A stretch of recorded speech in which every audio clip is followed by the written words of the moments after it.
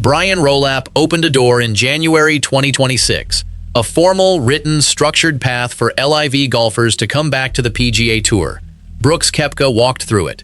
Bryson DeChambeau is being discussed. Jon Rahm is being discussed. The framework exists. The penalties are heavy. The suspensions are real. The door is open. Phil Mickelson cannot walk through it. Not because his game is gone. Not because his body failed. Not because he walked away from the sport. Because of three specific things Phil did before and during his departure that placed him in a category no other LIV golfer occupies. Three actions so severe that Rolapp's returning member program was built in a way that Phil can never qualify. Not now. Not in 5 years. Not ever. This is not a suspension with an end date. This is not a penalty that runs its course. The policy filters every LIV player through a set of criteria. Phil fails all of them. The reasons are not vague. They are documented. They are specific. They are the kind of actions that make a return impossible, no matter how many majors sit on the shelf at home. 3 decisions. 3 separate moments. Each one alone might have been forgivable. Together, they built a wall that no amount of talent, no amount of fan demand, no amount of time will ever break down. I think Rolapp made the right call here, but I genuinely want to hear where you stand. Drop your take in the comments. Subscribe if you want the full story behind every major decision in golf. We break down what the headlines miss. Those 3 decisions did not happen in a vacuum. The first one happened before Phil ever played a single LIV event. And once you hear it, the permanence of this ban will make complete sense. That first decision, the one that happened before Phil ever touched a LIV leaderboard, only makes sense once you understand what Rolapp built. Because the policy is not just a set of rules, it is a filter. And filters are designed to let certain things through while blocking others permanently. January 2026, Rolapp released an open letter. No press conference, no cameras, a written document that established the conditions under which a LIV golfer could return to the PGA Tour. He called it the Returning Member Program. The terms are not light. Financial penalties, mandatory time away from competition, performance thresholds that must be cleared before full reinstatement. A player cannot simply walk back in. They must earn the return, and the cost is real. One player has already walked that path. Koepka accepted the terms, served the conditions, and teed it up at the Farmers Insurance Open as a PGA Tour member again. The system works. The mechanism is functional. The door is not painted shut. Others are in the queue, waiting for their turn, willing to pay the price and sit out the required time. Phil is not in that queue. Not because he refused, not because he ignored the invitation, because the filter was written in a way that his name never reaches the processing stage. The criteria that Koepka met, that Rahm will meet, that Bryson will meet, those criteria require something Phil forfeited the moment he made his first decision, and that decision was not leaving for LIV. Leaving for LIV is what every other player did. What Phil did was different, specific, documented in a way that cannot be reversed by time or apology. Every filter in that program was written with a purpose, and the first one catches an action Phil took while he still held a PGA Tour membership card. Before that action can land with full weight, the structure around it needs to be clear. Rolapp did not sit in an office and write Phil Mickelson's name on a ban letter. That is not how this works. The returning member program contains language that establishes eligibility. A player must not have engaged in litigation against the tour. A player must not have actively recruited other members to defect. A player must not have made public statements that undermine the institution they seek to rejoin. 3 conditions. 3 lines in a document. Most LIV golfers cross none of them. Phil crossed all 3. That is the architecture of the ban. Not a press release. Not a public declaration. 3 lines of policy language that function as a lock. And Phil handed the tour the key to that lock through 3 separate choices, made over a period of months, each one documented, each one verifiable, each one impossible to walk back. Koepka walked back through that same door without triggering a single filter, and the difference between his record and Phil's record is where the real story lives. The first choice happened in early 2022. Phil was still a PGA Tour member, still collecting appearance fees, still listed on the official roster, and in that position, with that status, he became the lead plaintiff in a federal antitrust lawsuit against the PGA Tour. Not a supporter of the lawsuit, not a name on a secondary filing, the lead plaintiff, the man whose name sat at the top of the legal document that accused the PGA Tour of operating as an illegal monopoly. Think about what that means in the context of the returning member program. The policy requires that a returning player must not have engaged in litigation against the tour. Phil did not just engage in litigation, he led it. He was the face of the legal challenge. The man who stood in front of the federal court system and argued that the institution he now wants to return to was operating illegally. You cannot file a federal lawsuit against an organization, spend months trying to dismantle its structure through the courts, and then submit an application to rejoin that same organization under their new program. The policy was written with that exact contradiction in mind. The lawsuit was not a disagreement over scheduling or prize money. It was a direct challenge to the tour's legal right to exist in its current form. Phil was asking a federal judge to declare that the PGA Tour operated as a monopoly, that its rules were anti-competitive, that its control over player livelihoods was illegal. This was not a player asking for better terms. This was a player asking the court to dismantle the structure itself, and he did this while still accepting the benefits of that structure, while still collecting the appearance fees, while still using the platform the tour provided to build his brand. Filing that lawsuit closed one door, but what Phil did while the case was still active made certain no future administration could ever reopen it. While the legal challenge was still moving through the courts, Phil was doing something else. Something that violated a different section of the policy entirely. He was recruiting, not passively, not through agents or intermediaries. Phil was directly approaching PGA Tour players, sitting across from them in private meetings, laying out the financial terms of LIV contracts, trying to pull them off the tour and onto the LIV roster.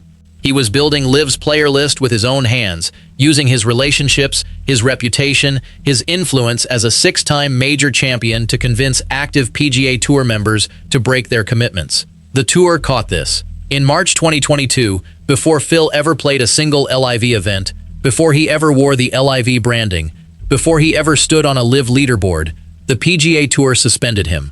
The suspension was not for playing a conflicting event, it was for the recruiting activity itself, for attempting to destabilize the tour's player base from the inside while still holding a membership card. The documentation exists. The tour's records confirm it. Phil was penalized before the departure, not after. This matters because the returning member program's second filter is explicit.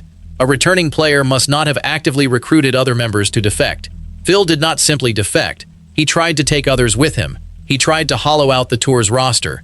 He tried to convince players who had built their careers on PGA Tour events to abandon those events for a competing product. The policy looks at that record, and the answer is automatic.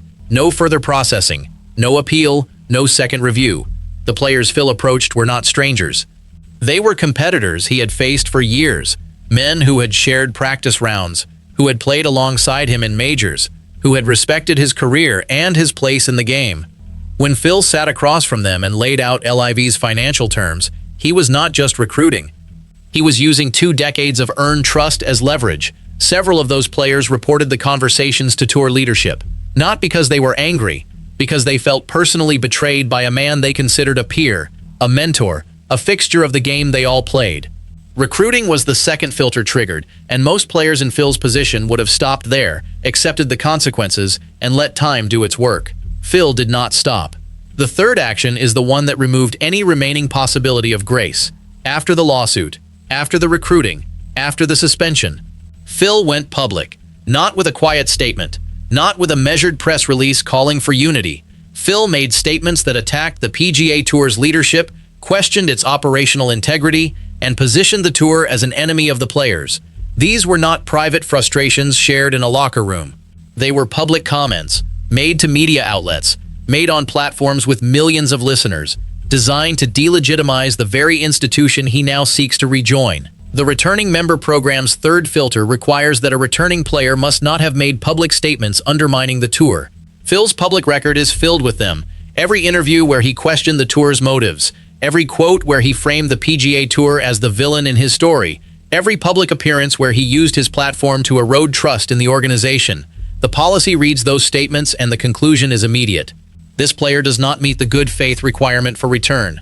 3 filters, 3 actions, the lawsuit, the recruiting, the public attacks, each one documented, each one verifiable, each one triggering a separate disqualification clause in the returning member program. Together, they form a record that no policy revision, no leadership change, no public pressure campaign can overcome. Rolapp did not need to ban Phil Mickelson by name. He built a system where Phil's own choices disqualify him automatically. Going public was the final filter, and with all three triggered, the question shifts from whether Phil can return to whether the ban is truly permanent. The answer is structural.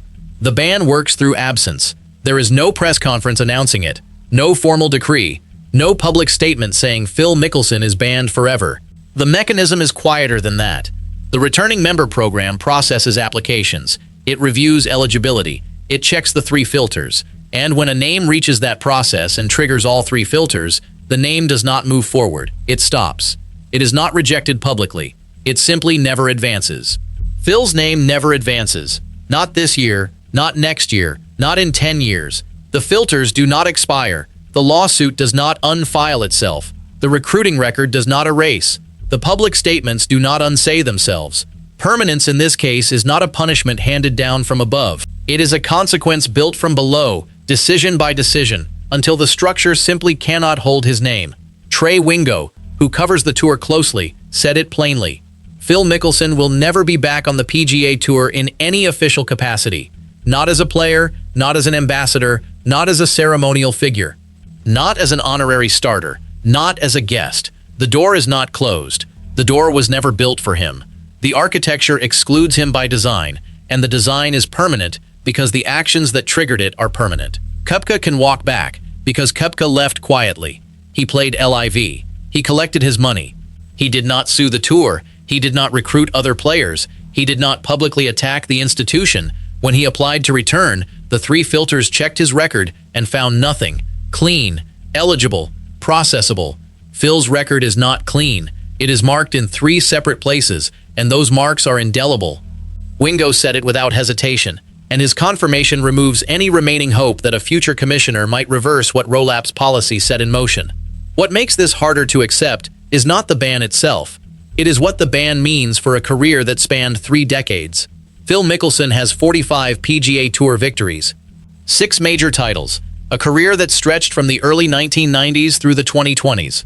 He won the Masters 3 times. He won the PGA Championship twice. He won the Open Championship once, at Muirfield in 2013, in one of the most dramatic finishes in major history. Those wins are not erased. The records still stand. The trophies still sit wherever Phil keeps them. The history books will still list his name alongside Nicklaus, Palmer, Watson, Player. But the PGA Tour portion of his story is finished. Not because his swing disappeared. Not because his body broke down the way it does for every player eventually. Because of 3 choices he made in a span of months. Choices that were not required. Choices that no other LIV golfer made in the same combination. He could have left quietly. He could have played LIV without suing. He could have recruited through agents instead of doing it himself. He could have kept his frustrations private instead of broadcasting them. He did none of those things. And the policy Rolapp built catches every single one. A kid turning 10 this year will grow up never seeing Phil Mickelson compete in a PGA Tour event. Never seeing him chase a 4th green jacket. Never watching him walk the 18th fairway at Augusta with a Sunday charge. That kid will know Phil's name through highlight reels and stats lists, but never through the living, breathing experience of watching him compete against the best players in the world on the tour where he built everything. That absence is not a pause. It is a permanent gap in the record, a chapter that ends mid-sentence and never gets its final paragraph. What remains is not the ban. It is the silence, where a career used to speak, and the question of whether golf will ever produce another player willing to burn his own institutional legacy the way Phil did. Phil will play LIV events. He will play senior events when the time comes. He will exist in the golf world. His name will still carry weight. His presence will still draw cameras. But the PGA Tour, the institution where he built everything, where he earned every one of those 45 wins, where he wore the green jacket 3 times, has closed its doors. Not with a slam. Not with a public statement. With 3 lines of policy language that filter his name out before it ever reaches a human decision-maker. Every April, the Masters will go on. The honorary starters will stand on the first tee. The gallery will fill Augusta National. And Phil Mickelson, 3-time champion, will not be there in any official capacity. Not because Augusta banned him separately, because the PGA Tour's exclusion removes him from the ecosystem entirely. No tour status means no pathway to major exemptions. No tour standing means no invitation to ceremonial roles. No tour connection means the institution simply moves forward without him. Golf gave Phil everything, and Phil gave golf 3 reasons to never speak to him again. Rolapp looked at the damage and made a calculation. No amount of talent overrides structural betrayal. No amount of fan nostalgia erases a federal lawsuit. No amount of time softens the record of a player who tried to dismantle the tour from the inside while collecting its appearance fees. The calculation is cold. It is also, by the logic of the policy, correct. The returning member program was designed to bring back players who left. It was never designed to bring back players who attacked. The returning member program saved Koepka. It will save Rahm. It will save Bryson. It was never meant to save Phil. And that distinction, written into 3 lines of policy language in January 2026, is the most permanent thing in golf right now. Not a trophy, not a record, not a green jacket hanging in a closet. A policy filter that will outlast every player it was written to exclude. Rolapp looked at the damage and decided that no amount of greatness outweighs what Phil did to the institution, and that decision will stand long after both men are gone. I believe Phil's own choices made this outcome inevitable, and that Rolapp built the only filter that made sense. If you see it differently, tell me below. I read every comment. Subscribe for the next breakdown.